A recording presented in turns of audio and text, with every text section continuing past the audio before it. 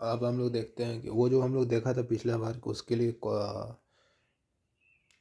एक टेबल बना दिया गया है, ठीक है। इंड कंडीशन और इफेक्टिव लेंथ हम लोग देखे थे ना, पी का एक्सप्रेशन क्या आया था, पाई square E I minimum by L E square. L E क्या होता है, इफेक्टिव लेंथ।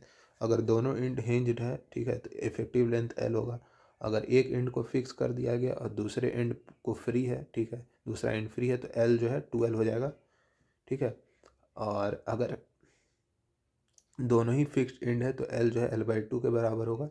और अगर एक एंड फिक्स्ड है और एक एंड हिंज्ड है, ठीक है, तो एल जो है इफेक्टिव लेंथ जो है एल ई जो है L/√2 के बराबर होगा, ठीक है। अब देखो यूलर थ्योरी ऑफ बकलिंग का लिमिटेशंस क्या है। इट इज़ ओनली वैलिड, ठीक है। देखो इसमें क्या है कि एक कॉलम है, ठीक है, जिसके इस ये जो है बकलिंग से फेल हो रहा है, तो बकलिंग में ही हम लोग यूलर्स थ्योरी लगा सकते हैं, ठीक है। तो यहाँ बकलिंग होने के लिए कंडीशन क्या होता है कि पी क्रिटिकल का जो वैल्यू है वो पी क्रशिंग से कम है। मतलब कि पहले जो है वो लोड जो है बकल कर के फेल होगा, उसके बाद क्रशिंग होगा, ठीक है। मतलब पहले बकलिंग, मतलब बकलिंग लोड जो है कम है, ठीक है। मान लो बकलिंग लोड 50 है, तो ये वैल्यू है 90, ठीक है। मतलब जैसे ही हम लोड बढ़ा रहे जैसे ही ये 50 पे पहुंचा, ये बकल करके फेल कर जाएगा, ठीक है। वहीं अगर पी क्रशिंग ज़्यादा हो, पीसी क्या है, P load required for crushing, crushing load ज़्यादा है, ठीक है, और बकलिंग लोड बकलिंग लोड ज़्यादा है और क्रशिंग लोड कम है, ठीक है। तो पहले ये किससे फेल हो जाएगा, जब हम लोग लोड बढ़ा रहे हैं तो ये क्रश होकर के सबसे पहले फेल हो जाएगा। तो हम यूलर्स थ्योरी किस केस में लगा सकते हैं, इसमें लगा सकते हैं, इसमें हमारा इनवैलिड है, ठीक है। तो Euler's theory is valid only when P critical is less than P crashing. अब पी क्रिटिकल हम लोग क्या लिखते हैं, पाई square E I minimum by L E square. यहाँ एक चीज़ ध्यान रखना है कि एल ई बाई के मिनिमम को हम लोग स्लेंडरनेस रेशियो कहते हैं, ठीक है। और पी क्रिटिकल पी क्रशिंग को क्या लिखेंगे, सिग्मा क्रशिंग इनटू एरिया, ठीक है। तो यहाँ से और आई मिनिमम को हम लोग लिख देंगे ए इंटू के मिनिमम का स्क्वायर। अब के मिनिमम क्या है, रेडियस ऑफ गायरेशन, ठीक है। तो यहाँ से हम लोग जो है लैम्डा निकालेंगे, जो इसको कहते हैं स्लेंडरनेस रेशियो। अगर वो पाई √E/सिग्मा सी से बड़ा है तो ये बकलिंग से फेल होगा। और ये कई बार कॉम्पिटिटिव एग्जाम में पूछ देता है कि मेंबर जो है बकलिंग से फेल होगा या क्रशिंग से फेल होगा, तो उसके लिए हम लोग को स्लेंडरनेस रेशियो निकालना पड़ता है। तो वहाँ से अगर ये वैल्यू बड़ा आता है तो बकलिंग से फेल होता है। छोटे मोटे कॉम्पिटिटिव एग्जाम में पूछा जा सकता है कि अगर लैम्डा का क्या रिलेशन हो कि वो लॉन्ग कॉलम है, ठीक है, तो ये होना चाहिए, क्योंकि लॉन्ग कॉलम ही बकलिंग से फेल होता है, शॉर्ट कॉलम तो क्रशिंग से फेल हो जाता है, ठीक है। अब देखो ये एक छोटा सा numerical, what is slenderness ratio. Slenderness ratio कहने का मतलब ये है lambda is equals to effective length by radius of gyration का मिनिमम वैल्यू, ये होता है slenderness ratio of 1 metre column with fixed ends, ठीक है। If it cross section is circular of diameter इतना। सर्कुलर क्रॉस सेक्शन है तो circular cross section के लिए जो आई होगा वो क्या हो जाएगा, पाई/64 D²,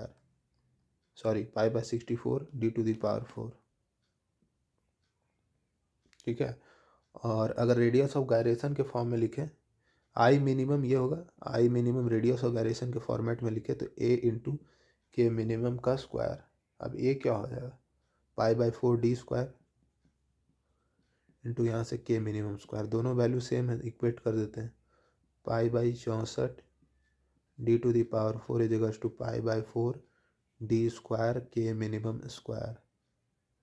यहाँ से देखो पाई/4 यह आ जाएगा D²/16, तो यहाँ से के मिनिमम का वैल्यू आ जाएगा D/4।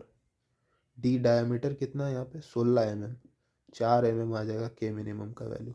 अब एल ई बाई के मिनिमम निकालना, यही हो जाएगा स्लेंडरनेस रेशियो।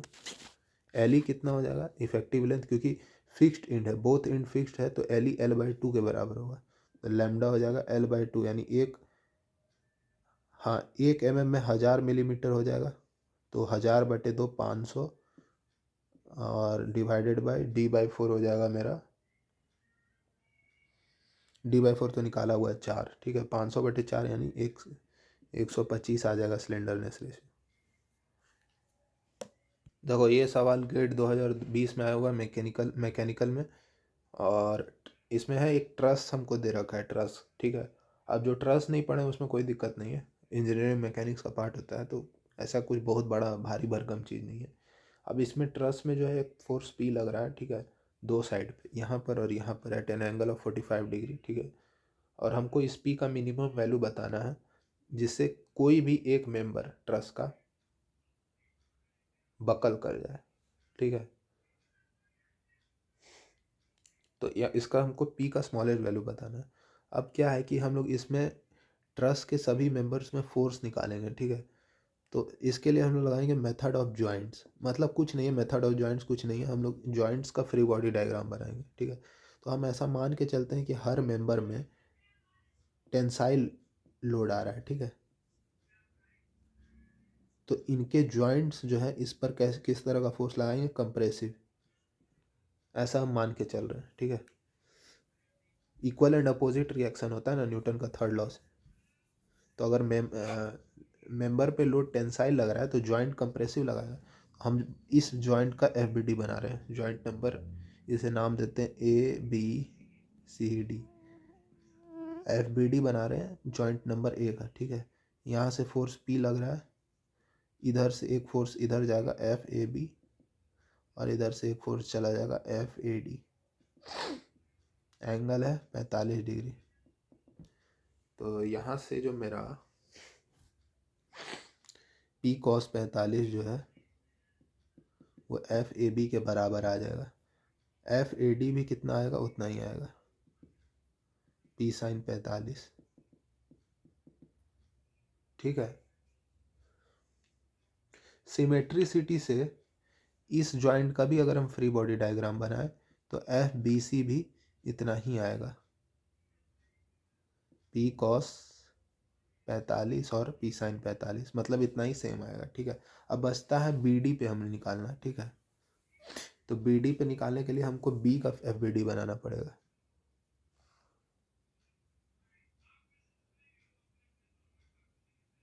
बी में क्या है कि एक फोर्स इधर है एफ ए बी, जो कि इसका मैग्नीट्यूड पी कॉस 45 है, और इस साइड जो फोर्स है एफ बी डी है, ठीक है।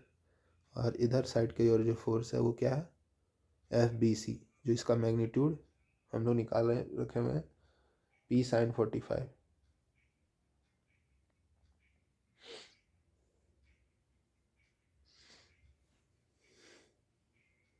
ये देखो, ये एफ ए बी और एफ सी डी और एफ ए डी और एफ बी सी, ये दोनों का मैग्नीट्यूड हम लोग यहाँ से निकाल के बैठे हुए हैं। ये पी कॉस 45, ये पी साइन 45, ठीक है। अब यहाँ पे sigma F Y equal to 0 करेंगे तो F by F B D sine 45 plus P sine 45 equal to 0, यानी F B D equal to minus का पी, यानी ये टेंसाइल नहीं कंप्रेसिव लोड है, क्योंकि हर मेंबर में हम लोड कैसा मान के चल रहे थे, टेंसाइल। तो सभी मेंबर में टेंसाइल लोड है, सिर्फ एक मेंबर में कंप्रेसिव लोड है, बी डी। तो जो मेंबर बकल करके फेल होगा वो सिर्फ बी डी है, ठीक है, और कोई मेंबर में बकलिंग देखने को नहीं मिलेगा।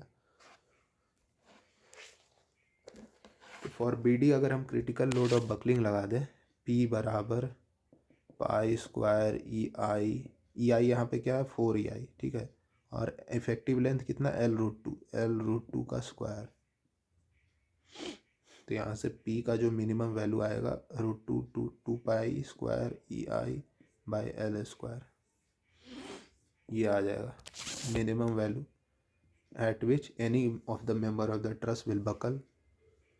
तो ये है।